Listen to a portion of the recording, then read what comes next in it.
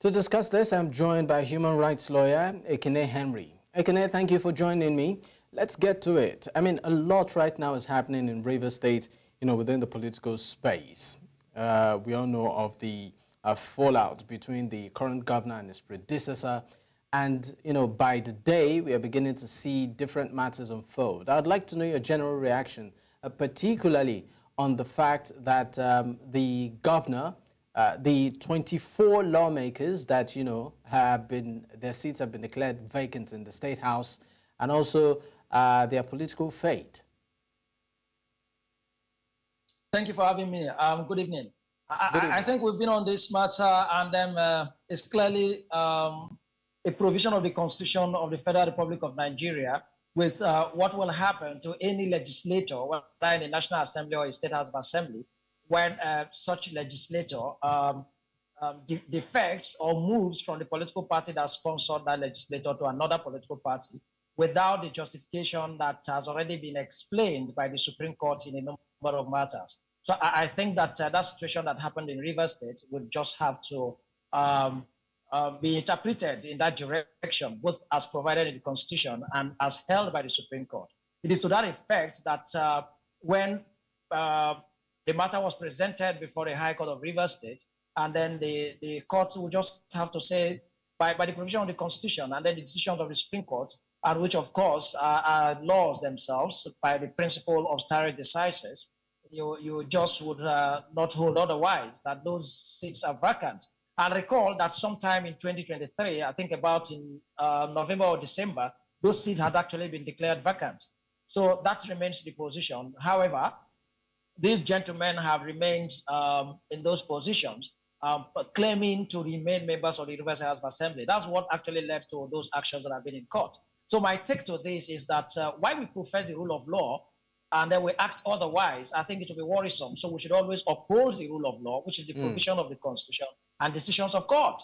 It doesn't matter who is involved. If you acted in a way that was probably injurious to you, I think you should hold yourself to some blame, really. I do not imagine the justification for that kind of defection at the time. As a matter of fact, they were members of all the same political party, of the political party in the House, one and just one political party, not even a case of being majority as if there was another. So I just didn't imagine why that decision to move from the political party that sponsored them to that office and into that house and then to another political party. So that's my view, and it's been my take on this matter since last year until now. It has not changed. I mean, we are beginning to see the current governor being extremely vocal, on this particular issue. Before, one couldn't really place his political strength. But right now, we are beginning to see a governor who's speaking directly at the issues, speaking directly at the storm, and appears to be emboldened. One of which, of course, is recent statements where he said he would probe the previous administration. In the previous administration, it was actually the accountant general. And many are asking, I mean, how fair would that probe, given the fact that, I mean, you were the accountant general, at some point, wouldn't it amount to you shooting yourself in the foot? I think for me, it's rather a credit for a person who would say, examine my actions and activities while in power at any level or in any position. In this country, I think it should rather be a commendable step. That is to say, if I were a commissioner in an administration, and then I eventually become a governor, and then I think that there is reason for some inquiry into the activities of the previous administration, even if I served in it, and I was conscious of the fact that I was a commissioner in that administration, howbeit, I said, look, there is reason for us to examine and review and inquire. And let's put some issues about investigation, or rather, commission of inquiry, which actually is investigating, in context here. The purpose may be different from what people will conjecture and then think is about probably prosecuting someone or finding fault in someone. What about the reason for probably getting a better direction as to how the current administration should run? I liken this to the constitutional responsibility of the legislature to carry out oversight. Sometimes people would think that the oversight function of the legislature is to probably find faults in the executive. No. But the purpose actually is to find areas of laws they have made for improvement. One of the primary objectives of legislative oversight is to see whether there are areas to provide more funding in the appropriation, or to even check what has been done with funds that have been provided in the previous appropriation law, or to even see areas where there will be need to improve in the laws. So the same way in the executive, if you establish, pursuant to the Rivers State Commission of Inquiries law, is to make some inquiries, some fact-finding. It's probably to also aid government to see where they could do better, or to see where things were done wrongly so that you don't commit the same errors, or perhaps to hold people to account and to answer to their responsibilities while in office, which is not bad. We have a situation in this country where you assume office and for 8 years, you don't even have a moment of coming to account to the people that you work for.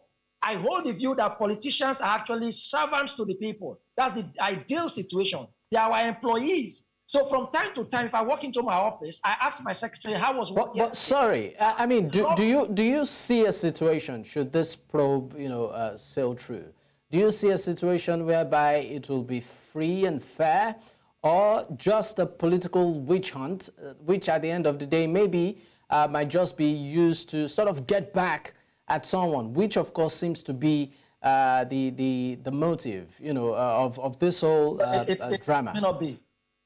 It may not be the motive. We wouldn't know the motive. We wouldn't just second guess or imagine what could be. The motive for a commission of inquiry is not witch hunting. So it means that if it is for witch hunting, or to just, if you like, to probably vilify someone, then it's not the objective of that law. So for me, analyzing a law, I will look at the intendment of the lawmaker, and the objective is really to make certain fundamental inquiries and find out facts for improvement of governance. So I will think, for me, I do not think that the purpose is to witch hunt any individual. And in this context where the current governor was even the accountant general in the previous administration, so if it is to witch hunt, there is to witch hunt himself. So I wouldn't be able to speak for government. I'm not a spokesperson for the government, and I do not know the primary motive and the actual intention of that commission of inquiry if it is set up. But I would rather imagine that pursuant to the law, it will be to find certain facts. Maybe there are things that are not clear. Perhaps there are some expenditures of government that are not certain. Perhaps there is need for improvement in certain areas. Perhaps there is even a need to establish the very viable decisions of government in the previous administration to consciously emulate those kind of decisions for improvement in governance. It's possible. So why would we think about witch hunting and politicians using instruments of law to attack their opponents or perceived opponents? That for me is an aberration. It's actually outside of what the law was actually enacted to really pursue, not to witch hunt any individual. All right. Thank you for your time on the news, Ekine Henry. We appreciate it. Thank you for having me all the time. Always my pleasure.